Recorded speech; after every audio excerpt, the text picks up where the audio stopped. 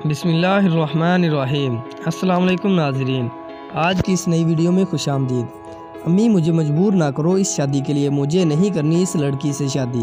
ماں نے غصے سے بولا، تم بکواس نہ کر، اتنی پیاری لڑکی ہے، خوبصورت ہے، سمجھدار ہے، حافظ قرآن ہے، تم کو کیا ناچنے گانے والی لڑکی چاہیے؟ اسد نے پانی کا گلاس دیوار کے ساتھ مارا۔ مجھے نہیں کرنی شادی اس سے، بس۔ ماں باپ نے مجبور کیا، اسد مان گیا۔ ٹھیک ہے، کر لیتا ہوں شادی، اگر مجھے اچھی نہ لگی تو طلاق دے دوں گا۔ باپ نے گالی دی، کمینے انسان، کسی کی بیٹی کی زندگی برباد نہ کرنا۔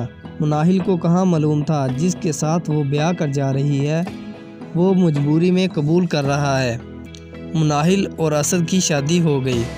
مناہل بہت اچھی لڑکی تھی۔ کب کون کسی کے نصیب میں آ جائے، کب چلتے چلتے کوئی ہاتھ تھام کر زندگی کو جنت بنا دے اور کب کوئی جنت سی زندگی کو جہنم بنا دے، کون جانتا ہے؟ آنے والی سانس موت لے کر آئے گی یا زندگی، کون جانے؟ مناہل کے خواب تو تھے، لیکن مناہل کا باپ تھا، ماں مر چکی تھی، بڑے 3 بھائی تھے، وہ بھی شادی شدہ تھے۔ کون بھلا کون پوچھتا ہے بہنوں کو اپنا گھر آباد کرنے کے بعد؟ خیر، مناہل کی شادی ہو گئی۔ اسد سے پہلی رات تھی۔ مناہل بہت رو رہی تھی۔ اسد پاس بیٹھا موبائل پر مصروف تھا۔ پہلی رات، پہلی ملاقات تھی۔ مناہل کو اپنی ماں کی یاد ستا رہی تھی۔ آج ماں زندہ ہوتی تو اس کے سینے لگ کر الوداع ہوتی۔ ماں کے بنا بیٹیاں خود کو اکیلا محسوس کرتی ہیں۔ اسد نے مناہل کی طرف دیکھا، آنکھیں سرخ تھیں، رو رو کر برا حال ہوا تھا، چہرے پہ اداسی تھی۔ اسد کو مناہل پہلے ہی پسند نہیں تھی۔ مناہل کی طرف دیکھتے ہوئے بولا، اب کیوں رو رہی ہے؟ تم کو کوئی پھانسی تو نہیں دے رہا یہاں؟ اپنی منحوس آواز بند کر، مجھے بہت برا لگ رہا ہے۔ مناہل اسد کے اس رویے پر اور زیادہ پریشان ہو گئی۔ خیر، رات گزر گئی۔ مناہل خاموش رہی۔ لڑکیاں بہت عجیب ہوتی ہیں، بہت کچھ سہتی ہیں، بھوک، تانے، غریبی، پھر بھی خاموش رہتی ہیں۔ اسد دوسرے شہر میں ایک کپڑے کی فیکٹری میں کام کیا کرتا تھا۔ فیکٹری والوں نے ایک روم دیا تھا فیملی کے لیے اسد کو۔ اسد کچھ مہینے بعد مناہل کو اپنے ساتھ لے گیا۔ مناہل اپنے شہر، اپنے گھر سے بہت دور، اپنے ہم سفر کے ساتھ بہت دور ایک شہر میں جا بسی تھی۔ ایک محلہ جو بہت عجیب سا تھا۔ یہاں لوگ اپنے کام سے کام رکھتے تھے، کوئی مر رہا ہے یا کوئی جی رہا ہے، کسی سے کسی کو کوئی مطلب نہ تھا۔ مناہل کمرے میں داخل ہوئی، سارا سامان مناہل نے اٹھا کر رکھا تھا۔ اسد چلا کر بولا، جلدی سے اب سارے کمرے کی صفائی کر، میں آتا ہوں۔ مناہل تھک چکی تھی۔ اسد باہر چلا گیا۔ مناہل بیڈ پہ لیٹ گئی، سوچا کچھ دیر آرام کر لوں پھر کمرے کی صفائی کر لوں گی۔ لیٹی ہی تھی کہ آنکھ لگ گئی۔ رات کا ٹائم تھا۔ اسد گھر آیا، دیکھا مناہل سوئی ہوئی ہے، سارا سامان ایسے ہی بکھرا پڑا ہے۔ اتنی کمینی عورت ہے، میں کہہ کر بھی گیا تھا کہ کمرے کی صفائی کرو، دیکھو جیسے باپ نے نوکر رکھ کر دیے ہوں، کیسے سوئی ہوئی ہے۔ اسد نے گالی دے کر چلانا شروع کیا۔ مناہل ڈر سی گئی۔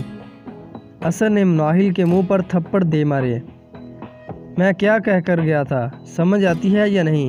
مناہل آہستہ سے بولی، میں تھک گئی تھی، آنکھ لگ گئی، بس کر دیتی ہوں صفائی۔ جلدی سے برش پکڑا، صفائی کرنے لگ گئی۔ تھپڑ کا درد منہ پہ نہیں روح پہ ہو رہا تھا۔ صفائی مکمل کی۔ اسد کھانا باہر سے لے کر آیا تھا، خود کھا کر سو گیا۔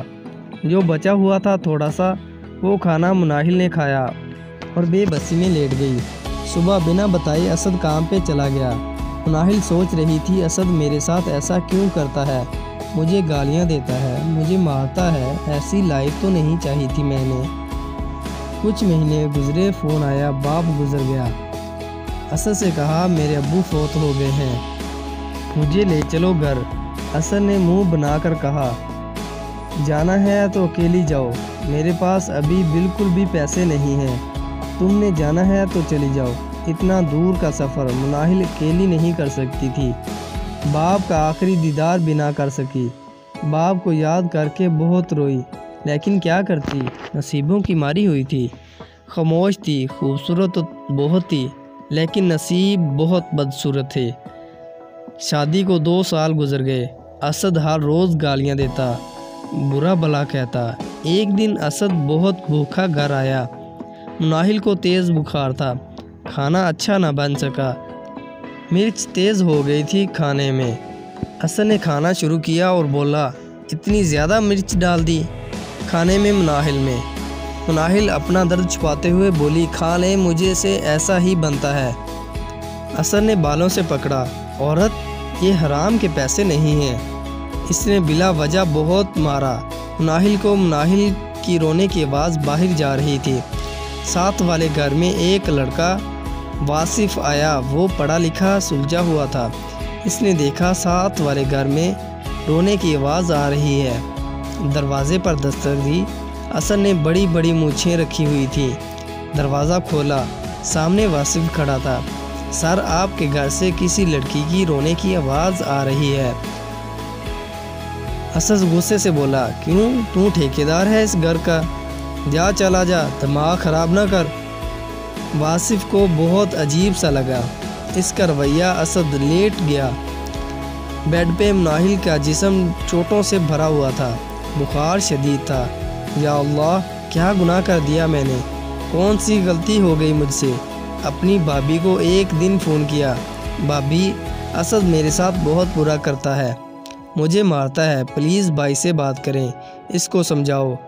بھابھی نے بھی طنز کرتے ہوئے کہا، ارے بہن، اپنے گھر کی پرابلم خود ہی سولو کرو۔ تمہارا بھائی خود بہت پریشان ہے۔ آج کل کے مرد مارتے تو ہیں ہی، برداشت کر لو۔ اتنا کہہ کر فون بند ہو گیا۔ کہاں جائے، باپ مر گیا، ماں ہے نہیں، کوئی اللہ کے سوا مددگار بھی نہیں ہے۔ اسد کا روز کا معمول بن گیا تھا۔ ہر روز کسی نہ کسی بہانے اسد مناہل کو مارتا۔ مناہل کی عادت بن گئی تھی اب مار کھانا۔ وہ موت مانگ رہی تھی، مرنا چاہتی تھی۔ ایک دن مناہل بے ہوش سی پڑی تھی، گھر میں بھوکی تھی، کھانا نہیں کھایا تھا۔ دروازے پر دستک ہوئی، لنگڑاتی ہوئی گئی، دروازہ کھولا۔ سامنے خوبصورت سا لڑکا واصف تھا۔ مسکرا کر کہنے لگا، کیا میں اندر آ سکتا ہوں؟ مناہل بنا کچھ کہے اندر چلی گئی۔ واصف اس کے پیچھے کمرے میں داخل ہو گیا۔ دیکھا مناہل کا بہت برا حال تھا، اس کی آنکھوں میں درد تھا۔ وہ چیخ چیخ کر جیسے کہہ رہی ہو، مجھے بچا لو اس جہنم سے۔ مناہل پیاری سی لڑکی تھی اور اسد ایک دیسی ٹائپ جاہل سا۔ کیوں مارتا ہے آپ کو یہ بندہ؟ آپ پولیس کو کیوں کال نہیں کرتی؟ کیوں آپ ظلم سہتی ہیں؟ واصف نے سوال کیا۔ مناہل روتے ہوئے بولی، آپ کون ہیں؟ واصف نے اپنا تعارف کرایا، میں وکیل ہوں، میرا نام واصف ہے، میں بھی یہی ساتھ والے گھر میں سے آیا ہوں کرائے پر۔ مناہل روتے ہوئے بولی، کس کے پاس جاؤں؟ کہاں جاؤں؟ کیا کہوں؟ میرا کوئی ہے ہی نہیں، نہ ماں ہے نہ باپ ہے، اور بھائی پوچھتے نہیں ہیں۔ اس نے چھوڑ دیا تو طلاق کا داغ لے کر کہاں جاؤں گی؟ واصف مناہل کی مجبوری سمجھ رہا تھا۔ واصف نے مناہل کی آنکھوں میں دیکھا، اچھا آپ پریشان نہ ہوں، میں نکال لوں گا بہت جلد تم کو اس جہنم سے۔ یہ کہہ کر واصف چلا گیا۔ رات کو اسد آیا۔ آج تو اسد شراب پی کر آیا تھا۔ وہی روٹین میں گالیاں دی، کھانا کھایا اور کہنے لگا، چل میری ٹانگیں دبا۔ ساری رات دباتی رہی۔ اسد کو صبح اٹھا، میرے کپڑے پریس کیے یا نہیں؟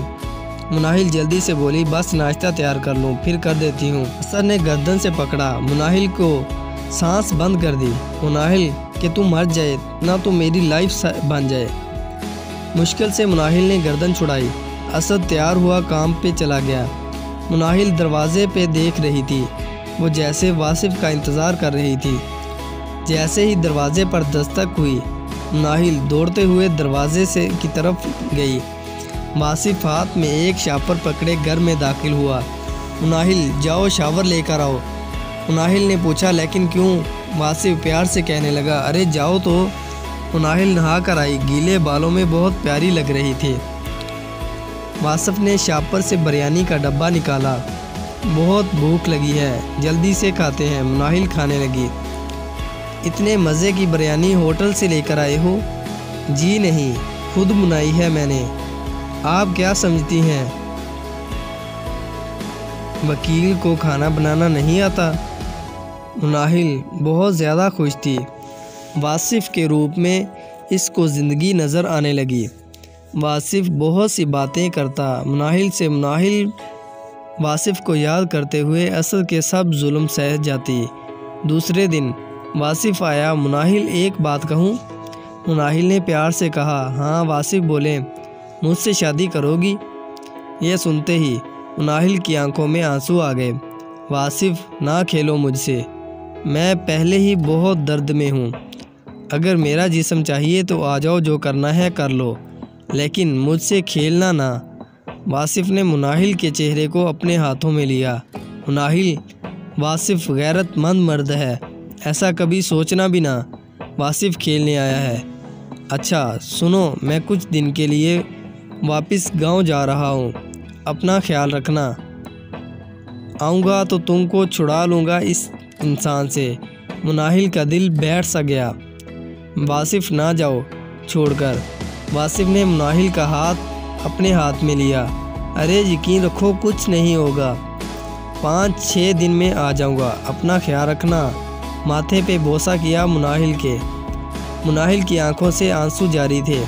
واصف کو دروازے میں کھڑی ہو کر جاتے ہوئے دیکھ رہی تھی۔ دیکھتے دیکھتے واصف آنکھوں سے اوجھل ہو گیا۔ رات ہوئی، اسد گھر آیا، کھانا کھایا۔ مناہل خاموش تھی۔ اسد نے گالی دی، چپ کیوں ہے؟ کون مر گیا ہے تیرا؟ میری زندگی جہنم بنا رکھی ہے تو نے، چل مجھے دبا۔ مناہل خاموش رہی۔ واصف کے جانے کا دکھ تھا، وہ خیالوں میں گم تھی۔ اسد چائے پی رہا تھا۔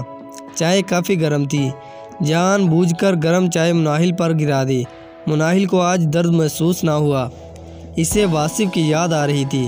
کسی محلے دار نے اسد کو بتایا اس کی بیوی کا چکر تھا۔